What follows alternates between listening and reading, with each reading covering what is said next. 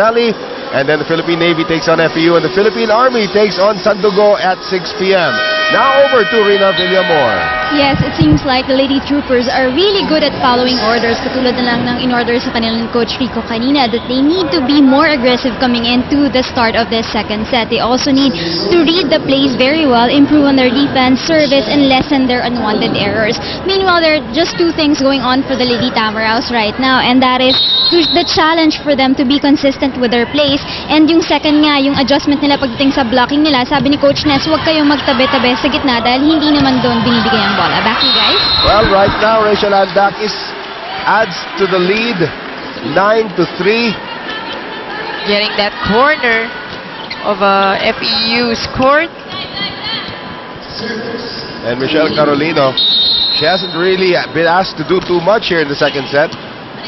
Ivy, Giselle C, Patrona, and that block goes into the antenna from Mayet Carolino.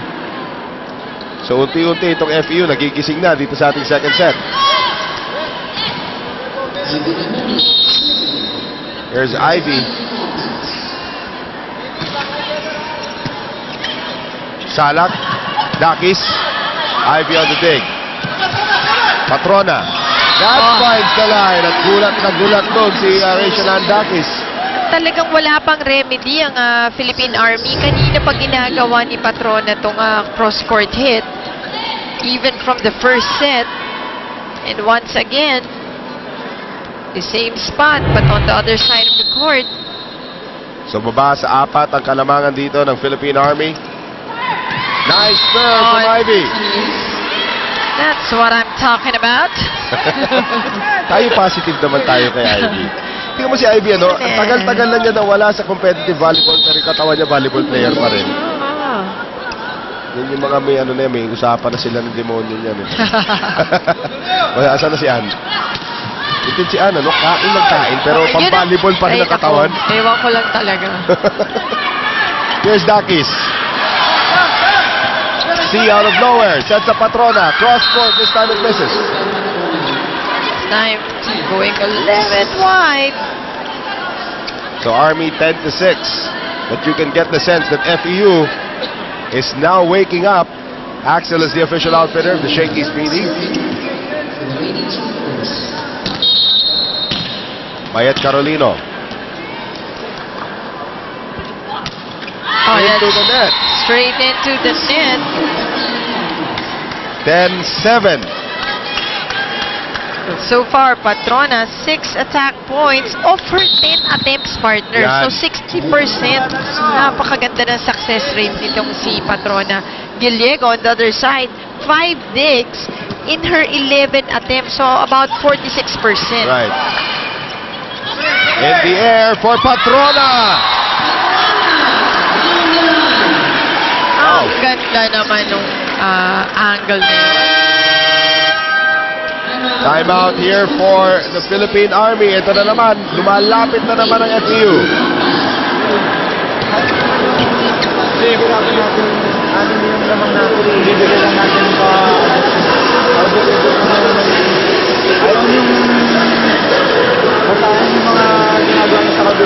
Yung pattern natin sa depensa, hindi natin ginagawa. Ito lang tayo nakapesto, doon lang tayo. Ayaw nyo magbasa ng striker. Let's go!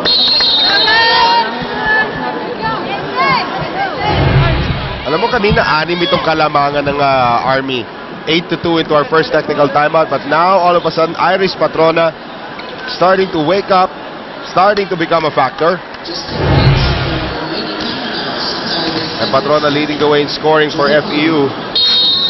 Former LaSalle Lady Archer. Palma serving. Nice serve again. Salak. Running attack for Bunag. Good dig that time by Ivy. Here's Salak going to Dakis. And Dakis gets that off the block. That's right. And a lot of tricks coming from Tina Salak on the last 3 plays from Philippine Army. And finally, they take the point. Ang ganda rin naman ang basa ng FEU on defense sa mga atake nitong Philippine Army. Balik na naman sa 3 kalamangan dito ng Army. Bunag on the serve. C. Sets up Patrona. Oh, net violation. That's going to go against Yonko. At regalong puntos yon para sa Lady Tamaraws. Haba kasi kamay. Oo. Haba niya, period. Haba eh. Mayet, hirap na hirap doon. Here is Dakis. And no problem for Dakis to get that one, but great save. Tabaquero getting it That's across. right. Here's Sala, running attack from Yonko. Yari Yonko restoring a 3-point lead to the Philippine Army. Again, Tina Salak with so many weapons. Alam mo ito si Yonko, siguro high jump ang event niya. Pwede eh. Very slim, long limbs. Oh. Talagang athletic tignan. Oo. Diba? Parang kahit anong Ay, sport para si ilagay mo. Jobeling Gonzaga, ganong athletic mold. Yes, right. Dakis on the serve. Oh! Well, Sabi niya, marami kang tricks, Ate Tina. Ito sa akin, isa. So, just... naisa si Chelsea, Ate. oh. Hanggang Bigyan ngayon, kita ng nakangiti isa. pa rin si Salak eh. Iisip niya, loko tong batang to ah. Pero hindi, para I'm sure sa love ni Tia, good job. Good job. And a great serve from the captain, Giselle C, who's now starting to take over. Well, Yonko so far, 2 attack points and 1 block. And ito si Giselle C, ano? When she decides to take over, game, setting, service. Another good one. Here is Carolino. Iliego sets up Tabaquero. Eulalio tries to put it away. Michelle Carolino. C. Oh, Ivy out of position. Nice block again by Michelle. Oh, Patrona. Second ball yun. Here's Michelle. One-handed save from Iliego. Tabaquero, no. Ang daming tira ni Angela diretso sa net. Hindi pa tama ka kanina, no? Hindi pa niya makuha yung timing kasi mababa pa yung take niya dun sa bola. Right. And Tabaquero will get a breather here. As itong si Winona Bagang will see her first action.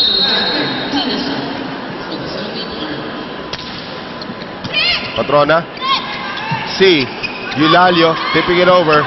Oh, coverage was there. And Yonko again. Yonko from the middle. Right down the middle. Exercising yung kanyang kahabaan. At bagay na bagay kasi siya sa setter na sinasala. Right. Magiging mataas yung quick nila. Oo. Mahirap abutin ng blocker. Eulalio out of position and Yonko puts it away again. So Yonko single-handedly giving Army back the 4-point lead. That's right. And well, so far in the second set, FEU, 5 excellent receptions in their total of 10 attempts. 50%. Army, 4 of 12.